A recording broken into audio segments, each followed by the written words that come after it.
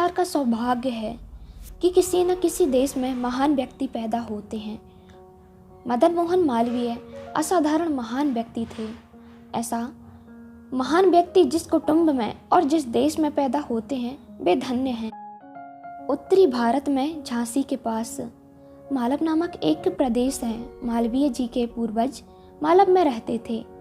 उस समय की यह परिपाटी थी कि आदमी का नाम उस स्थान एवं गांव के नाम पर रखा जाता था जहां वह रहता था।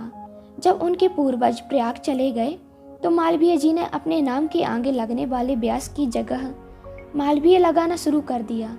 मालवीय जी के दादाजी का नाम प्रेमधर मालवीय था।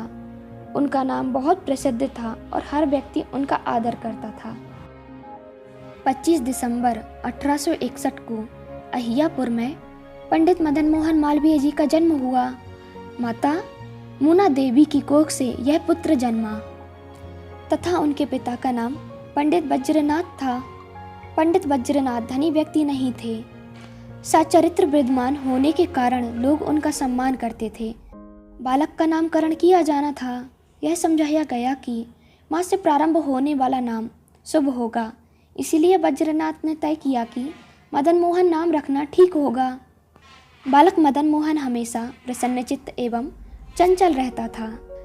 5 वर्ष की उम्र में बालक मदन मोहन की शिक्षा प्रारंभ हुई। उन दिनों अहियापुर में पाठशाला नहीं थी। धर्म ज्ञानोपदेश पाठशाला के नाम से एक पाठशाला हरदीप नामक विद्वान पंडित चलाते थे। मदन मोहन के पिता ने मदन मोहन को उस शाला में भर्ती करा दिया।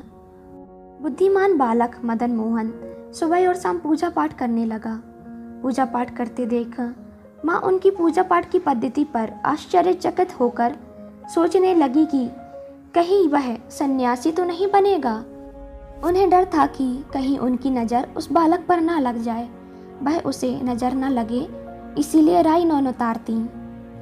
बचपन में मदन मोहन बहुत उद्यमी थे। खेल उनका जीवन था।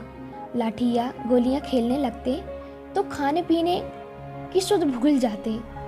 शारीरिक व्यायाम में वे बड़े नियमित थे। मदन मोहन भोजन के विषय में यह कहते थे, जैसा भोजन मैं करता था वैसा तो राजाओं को भी नसीब नहीं था। राजकुमार तो रसोइयों द्वारा बनाया हुआ भोजन खाते थे, क्या रसोइयाँ प्रेम पूर्वक भोजन बनाते हैं? निश्चय ही नहीं, वे तो केवल अपने वेतन प्राप्ति के लिए ऐसा करते हैं। अपने बचपन से ही सयाना होने तक मैंने अपनी माँ के हाथ का बनाया तथा प्रेम पूर्वक परोसा भोजन खाया। मेरी माँ प्रतिदिन मेरी इच्छा के अनुसार भोजन बनाती और मुझे खिलाती। इस तरह उसने मेरा पालन पोषण किया, मुझे बड़ा किया। इस मामले में मैं सचमुच भाग्यशाली और आदर्शवाद प्राप्त था। मदन मोहन की उम्र के कुछ लड़के तब शाला में उपस्थित होते थे जब अंग्रेजी पढ़ाई जाती थी। उन्होंने यह देखा और उनकी भी अंग्रेजी पढ़ने की इच्छा हुई। अंग्रेजी शाला में फीस अधिक ली जाती थी। ऐसी शालाओं में भेजने के लिए क्या गरीब कुटुंब इतनी अधिक फीस दे सकते थे? वज्रनाथ अपनी बेटी की इच्छा समझ गए। स्कूल में ऊंची फीस सुनकर मदन मोहन की माता मुनि देवी ने अपनी सोने की चूड़ियाँ एक धनी व्यक्ति लाला गया प्रसाद के यहाँ गिरवी रखकर पैसे प्राप्त किए। पिताजी ने बालक को शाला में भर्ती कर दिया।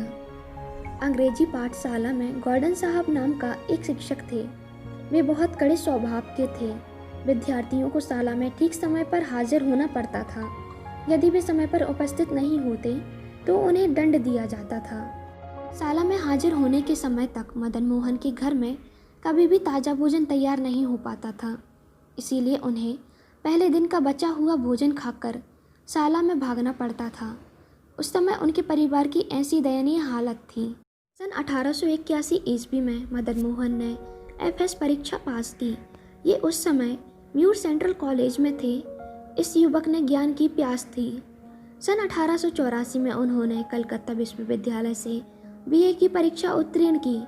वे एमए की उपाधि प्राप्त करना चाहते थे, तथापि वे समझ गए थे कि परिवार को चलाने में उनके माता पिता कितना कठिन संघर्ष कर रहे हैं। इसीलिए उन्होंने इनको सहायता पहुंचाने के लिए नौकरी करने का निश्चय किया।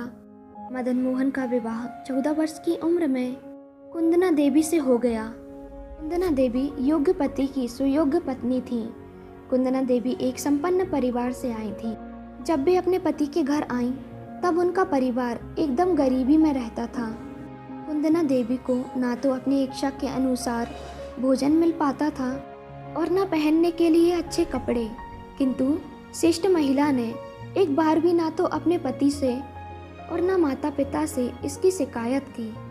वे एक सुयोग्य पत्नी थी। मदन मोहन जन्मजात कवि थे। जब वे 15 या 16 वर्ष के थे, उन्होंने कविता करनी प्रारंभ कर दी थी। थोड़े ही समय में वे केवल कवि ही नहीं, प्रसिद्ध कवि हो गए। इनका कवि नाम मकरंद था। राधा रानी इनकी पहली कविता थी। भारतीय राष्ट्र कांग्रेस की दूसरी सभा कलकत्ता में शुरू हुई। जाने माने नेता दादा भाई नौरोजी उस सभा के मान्य सभापति थे। काफ़ी लोग इकट्ठे हुए थे उस समुदाय में। अपने शिक्षक की सलाह पर वह नवयुवक मंच पर पहुंच गया और उसने अपना भाषण शुरू किया। राष्ट्रीय भाषा से ओतप्रोत उस युवक की वाणी गंगा की भांति प्रभावित हो चली। सुनने वाले संतुष्ट थे। वे वहां बैठे रहे। भाषण समाप्ति पर सारे श्रोताओं ने तालियां बजाईं।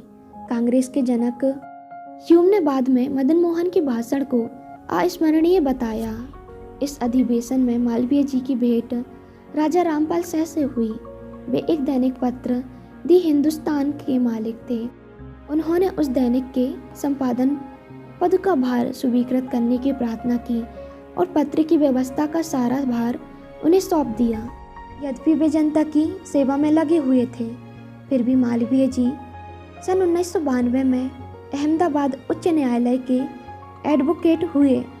थोड़े ही समय में वे प्रसिद्ध वकील बन गए। असाधारण बुद्धिमत्ता, भाषण शक्ति, शौर्य तथा खूब काम करने की शक्ति उन्हें ईश्वरीय देन थी। वकील के रूप में सरलतापूर्वक खड़ाबर रुपए कमा सकते थे, किंतु जीवन भर उन्होंने झूठ और खोखला मुकदमा नहीं लिया। वे उन मुकदमे में बहस करना और जीतना पसंद करते थे जिसमें निरपराध और गरीब व्यक्ति फंसे होते थे। भारतीय स्वतंत्रता आंदोलन में मालवीय जी को वह प्रसिद्धि नहीं मिली जो महात्मा गांधी और सुभाष चंद्र बोस को मिली, किंतु वे अदृश्य नींव की भांति थे। गांधी जी जिस प्रकार राष्ट्र के पिता हैं, उसी प्रकार मालवीय जी राष्ट्र के शिक्षक हैं। भारत सरकार ने कलकत्ता, मुंबई और मद्रास में सन 1857 में विश्वविद्यालयों की स्थापना की। ये विश्वविद्यालय अंग्रेजी विश्वविद्यालयों के आदर्शों के आधार का अनुसरण करने वाली थी। विश्वविद्यालय का सपना। पहले कहा गया है कि अनेक भारतीय अंग्रेजी भाषा, रीति रिवाज और संस्कृति पर गर्व करते थे। यह भावना बढ़ती पर थी कि भारतीय सब कुछ तुच्छ हैं। मालवीय जी जो मुख्य विद्वान थे, राष्ट्र प्रेमी थे, इस बात के अधिक इच्छुक थे कि भारतीय संस्कृति उचित सम्मान पाए और शिक्षित लोग इस संस्कृति को समझें। इस उद्देश्य की पूर्ति के लिए वे वाराणसी में एक विश्वविद्यालय स्थापित करना चाहते थे। विश्वविद्यालय की स्थापना क्या सरल काम है? एक पाठशाला की स्थापना और उसका संचालन ही तो कठिन है। फिर विश्वविद्यालय प्रारंभ करना, तब कितना कठिन काम होना चाहिए, और वह भी तब जबकि अकेला आदमी प्रयत्न करता है। किंतु ज्ञान की देवी के इस उपासक ने एक बार में ही सदा के लिए निश्चय कर लिया था। भारतीय राष्ट्रीय कांग्रेस का 21वां अधिवेशन बनारस में हुआ था। गोपाल कृष्ण गोखले उसके महान अध्यक्ष थे। पंडित मालवीय जी ने इस अवसर का लाभ उठाया। उन्होंने कांग्रेस के ज्येष्ठ नेताओं को इकट्ठा किया और बनारस में विश्वविद्यालय स्थापित करने की अपनी तीव्र इच्छा के बारे में उनसे कहा। सभी नेताओं ने हृदय से इस कल्पना का स्वागत किया। प्रसिद्ध नेता सुरेंद्रनाथ बैनर्जी खड़े हुए और बोले, मैं बनारस हिंदू यूनिवर्सिटी में तब तक निःशुल्क अंग्रेजी के प्रोफेसर के रूप में काम करूंगा जब तक कि कोई उपयुक्त विद्वान नहीं मिल जाता। आज जहां बनारस हिंदू यूनिवर्सिटी है, वह जमीन प्राप्त करने के लिए मालवीय जी ने निश्चय कर रखा था। वह जमीन बनारस के राजा की थी। राजा ने कहा, मैं आपको जितना चाहे उतना रुपए देने को तैयार हूँ, लेकिन आप उस जमीन को ना मांगे। मेरा उस जमीन से बहुत लगाव है, किंतु ईश्वर की कृपा से मालवीय जी ने मकर संक्रांति के पावन दिन दान के रूप में उसी जमीन को प्राप्त कर लिया। 4 फरवरी 1916 को बसंत पंचमी का शुभ दिन था। बनारस में उत्सव जैसा धूमधाम था। पवित्र गंगा के किनारे भारत के तत्कालीन वायसराय और गवर्नर जनरल लॉर्ड डलहौजी द्वारा हिंदू विश्वविद्यालय का शिलान्यास किया गया। मालवीय जी का दृष्टिकोण था कि वेद, उपनिषद, गीता, महाभारत, रामायण आदि पवित्र ग्रंथों का तथा भारतीय संस्कृति के संस्कार डाले जाने और संस्कृत भाषा के अध्ययन का महत्व है। उन्होंने जीवन के इन आदर्शों की पूर्ति के लिए विश्वविद्यालय की स्थापना की थी और यह उनके जीवन की सांस बन गई थी। मालवीय जी ने अपने क्षेत्रों में देश की सेवा की, किंतु शिक्षा के क्षेत्रों में उनकी सेवा अपवाद रूप थी, लेकिन पत्रकारिता के क्षेत्र में उनकी सेवा कम नहीं थी। जब उन्होंने दी हिंदुस्तान का संपादन भार संभाला तो उन्होंने पत्र के मालिक राजा रामपाल सिंह से कहा था, मेरे संपादकीय कार्य में जरा भी हस्तक्षेप नहीं होना चाहिए, मुझे पूर्ण स्वतंत्रता रहनी चाहिए। चूँकि राजा साहब ने इस शर्त को स्वीकार किया और मालवीय जी को पूरी स्वतंत्रता दी, इसीलिए मालवीय जी ने संपादन की भारी जिम्मेदारी को स्वीकार किया। पत्रकारिता के क्षेत्र में उन दिनों पंडित प्रताप नारायण मिश्र और श्री बालमुकुंद गुप्त बड़े निर्भर माने जाते थे। मालवीय जी ने इन पराक्रमी पत्रकारों से निकट की मित्रता प्राप्त की। मालवीय जी अनेक छोटे पत्रों के मार्गदर्शक थे। दिल्ली से प्रकाशित होने वाला एक साप्ताहिक गोपाल था, वह इनकी संरक्षण में था।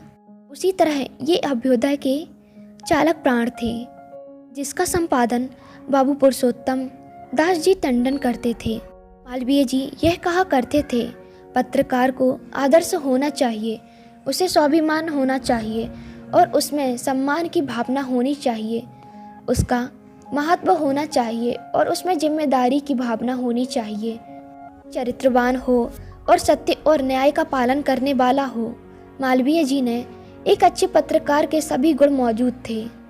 मालवीय जी ने दिल्ली का दी हिंदुस्तान टाइम्स खरीद लिया और उसका बहुत वर्षों तक सफल संचालन किया। जब उनका समय अन्य कामों में लगने लगा तो उन्होंने यह पत्र एक संगठन को सौंप दिया। दिल्ली से प्रकाशित होने वाले दी हिंदुस्तान टाइम्स और दी हिंदुस्तान इन्हीं की प्रेरणा के फल हैं। मालवीय जी अनेक भाषाएं जानते थे। वे अंग्रेजी, हिंदी, उर्दू और संस्कृत के असाधारण पंडित थे। जब वे अंग्रेजी में बोलते थे तो किसी दूसरी भाषा का एक भी शब्द उपयोग नहीं करते थे। जब वे संस्कृत में बोलना शुरू करते थे तो ऐसा लगता था मानो उनकी जीवा पर सरस्वती विराजमान हो। उनका लेखन भी उनके भाषण की ही भांति हृदय को हिला देने वाला होता था। उनका लेखन पाठक के हृदय को प्रभावित करने वाला होता था।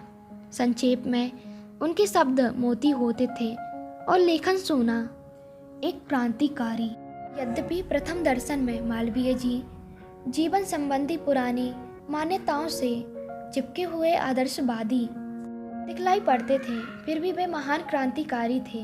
13 अप्रैल 1919 को अमृतसर के जलियांवाला बाग में महान दुर्घटना हुई।